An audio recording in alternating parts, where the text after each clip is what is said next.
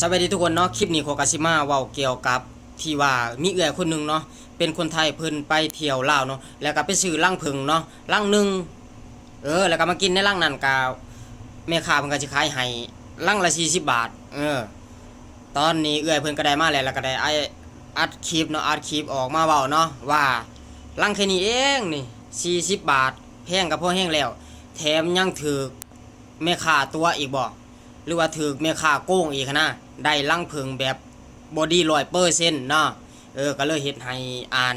ประชาชนลาวเฮาบ่พอใจกับสิ่งที่เอ้ยคนนี้เว้ามาเนาะว่าถ้าบ่ถูกลาวต้มแม่นมาลาวบ่ฮอดเนาะนี่แหละสิ่งที่เฮ็ดให้ประชาชนลาวเฮาบ่พอใจเนาะหลายๆคนก็คอมเมนต์มาด่าเอ้ยเพิ่นฉะนั้นวันไหวตอนนี้ก็เอ้ยเพิ่นก็คือสิทำใจบ่ได้แล้วนะทุกคนเพราะว่าโดนแบบทัวร์ลงอย่างหนักเลยรอบหน้าเอ้ยเพิ่นคือสิกลับไปเที่ยวลาวบ่ได้ดอกเนาะเพราะว่าโดนทัวร์ลงรอบนี้อย่างหนักเลยเพราะไปซื้อลังผึ้งในราคา40บาทแถมยังมาเว้าอีกว่าถ้ามาลาวบ่ถูกลาวต้มแม่นมาลาวบ่ฮอดนี่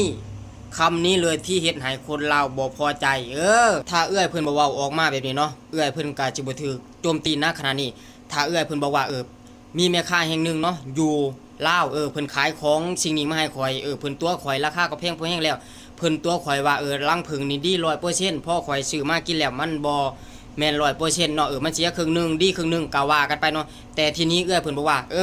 เวลามาลาวถ้าบ่ได้ถึกต้มแม่นมาลาวบ่ฮอดนี่แหละสิ่งที่คนลาวเฮาบ่พอใจกับสิ่งที่เอื้อยเพิ่นเว้ามาเนาะคำว่ามาลาวแล้วบ่ถึกต้มถือว่ามาลาวบ่ฮอดความหมายก็คือว่าคนมุดในประเทศลาวเนาะอาจสิเป็นคนตัวคนต้มหลอกยั่วเนาะนี่แหละก็เลยเฮ็ดให้